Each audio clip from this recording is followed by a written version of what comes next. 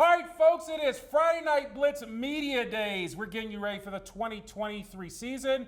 We shine the spotlight on one of our awesome teams in our area, representing the Lexington area, the Rockbridge County Wildcats. And joining me right now in his second season as head coach of the Wildcats, Mr. Martin Cox, MC. How you doing, sir? Good to be Coach here. MC. Can I use that? That's fine. There you That's go. fine. Hammer don't hurt him. There you go.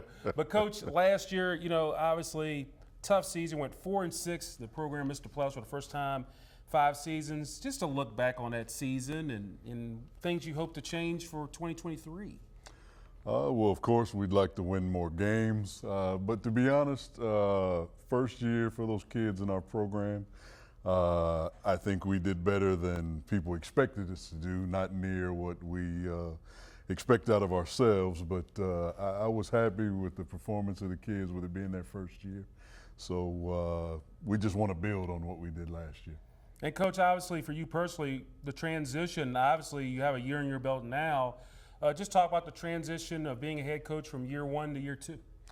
Well, actually, it's been pretty smooth. The great thing is Rockbridge County is a great community, very supportive, and I've got a lot of young men that are eager to work hard. So from year 1 to year 2 is just more of continuing to do what we started out doing.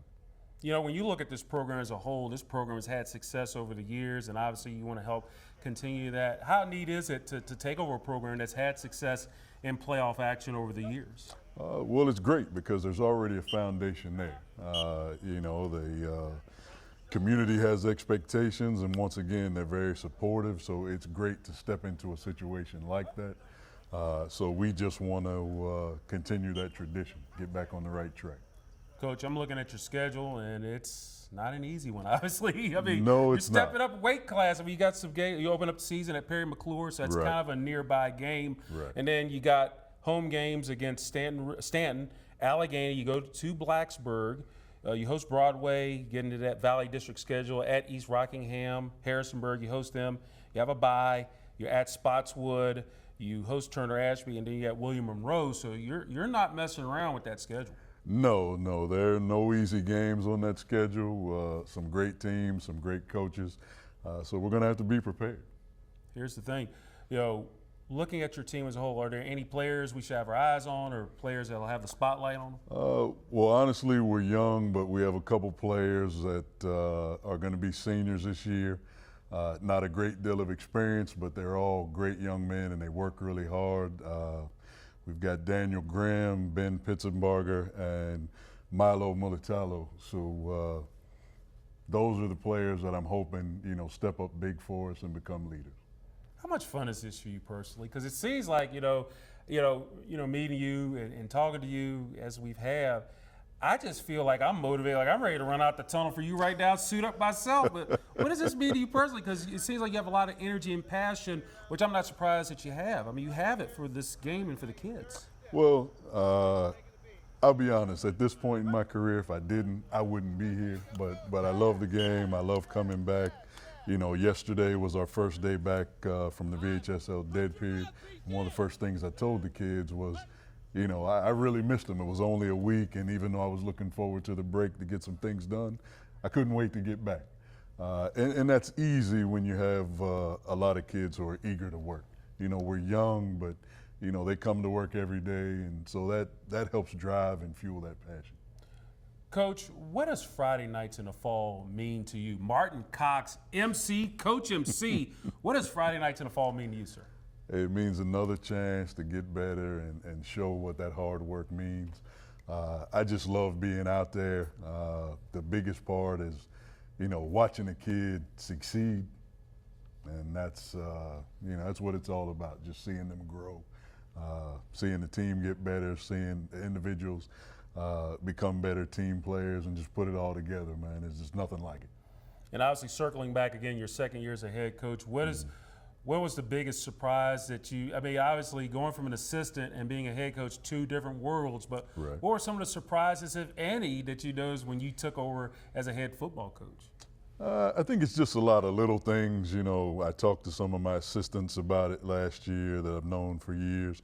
You spend a lot of time as an assistant and you think you pretty much have everything down, or you know all the things that come along with the job, but when you actually get in the seat, you find out there's a lot of little things that, even though you considered them or you knew about them, just touching all the bases sometimes, you don't realize just how many things there are going on at one time.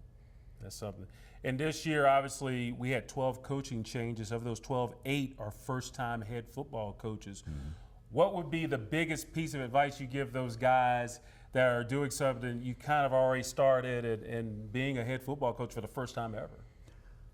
I guess my biggest piece of advice is just being open to understand that no matter how much you know, no matter how much a great people person you are, X's and O person you are, you're going to learn something new, and just be willing to accept that, and stick to what got you there, but be flexible enough to understand that, hey, you might have to alter a few things. Good deal. Coach MC, Martin Cox again, thank you so much, sir, for being here. Thanks Friday for Night having me. Blitz Media Days, you the man, 100 grand. Appreciate it. Good deal. Thank now, the Rockbridge County Wildcats, they're going to open up the season August 25th as they visit the Perry McClure Fighting Blues.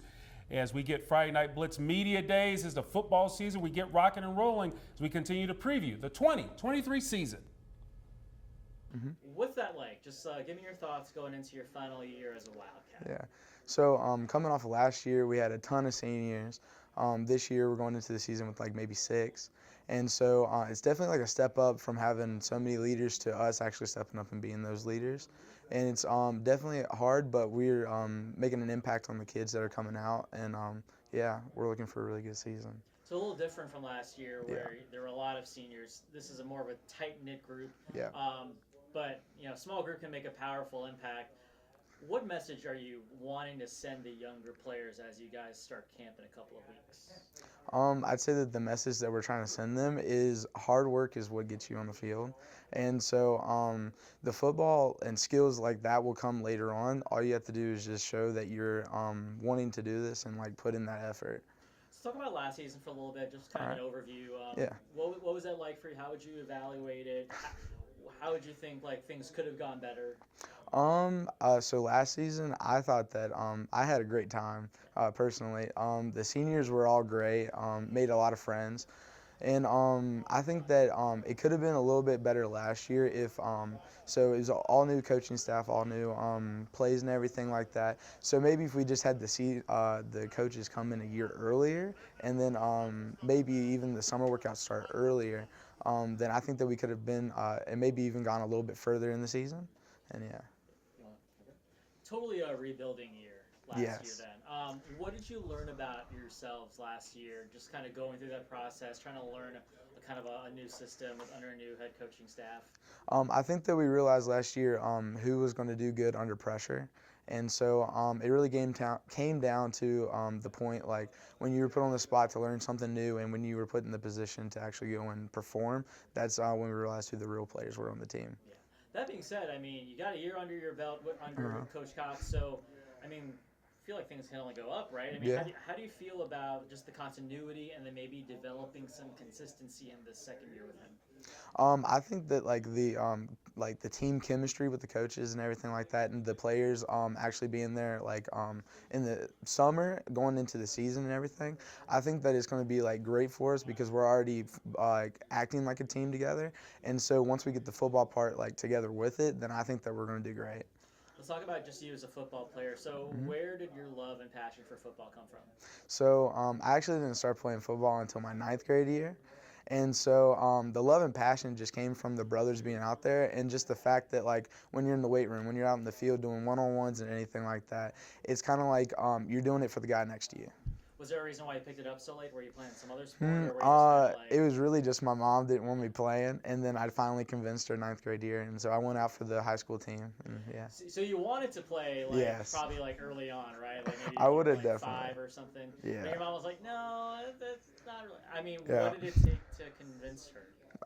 Believe it or not, like actually, she just like was in the car one day and she was like, "Hey, do you still want to play football?" And so then like the next day I went to the workouts and like I never stopped. Yeah, what was it about the game that kind of kept you going? I'd say the contact. Like, I definitely like hitting, and stuff like that, and so that's what's kept me going. Um, your relationship with your mom, especially after the story you just told me. So, is she a huge supporter now? Is she like She's your definitely a biggest huge fan? supporter. In the stands, when I look up and she's just going, yeah, it's You crazy. can hear her, I'm sure. I can hear Do you anything specific that she like may have yelled out or said? her. That's TV friendly. Yeah, she definitely yells and goes like go number 78 because this is actually like her birth year, and so yeah, I'm kind of like wearing her on my Did you chest. choose that number specifically for that, or was it kind of a great coincidence It- that worked out?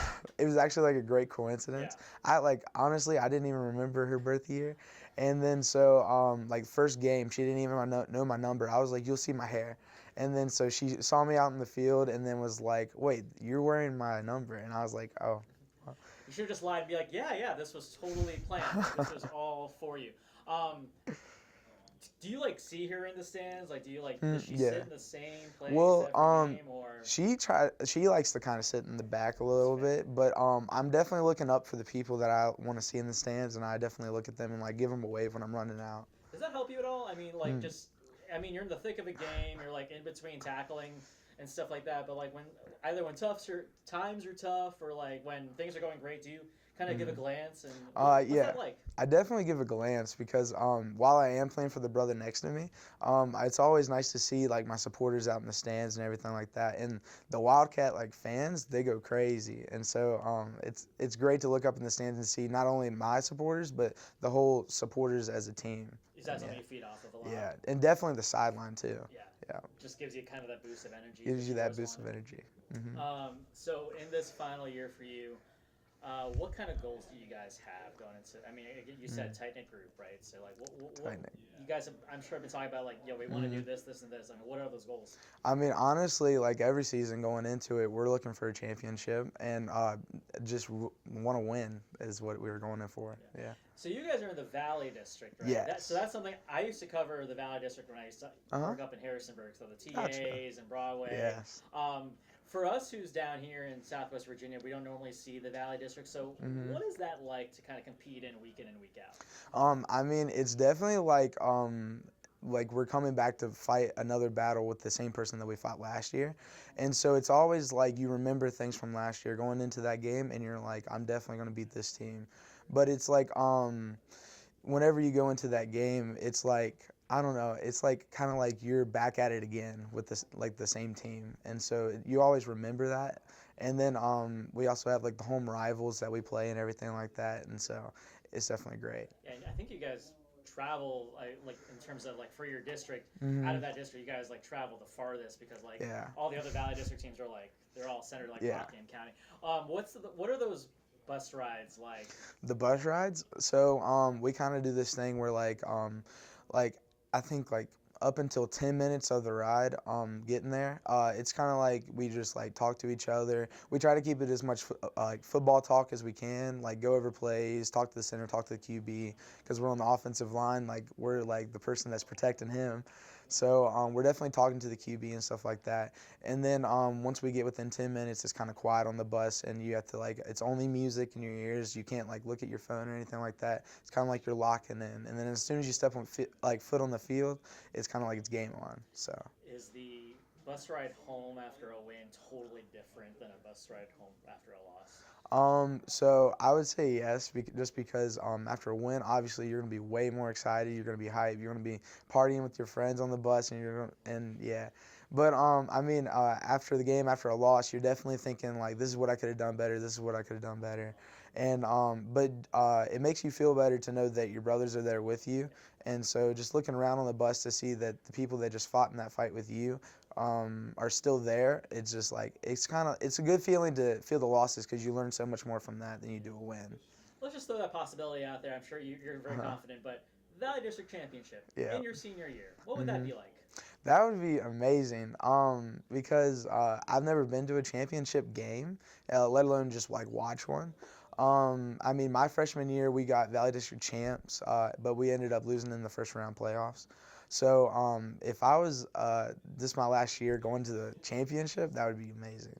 I mean, hey, dream big, right? Like, what would it take for you guys to do that? Just hard work and determination, I'd say. Just like trying to get after it every single day of practice. Treat every game and practice like it's your last.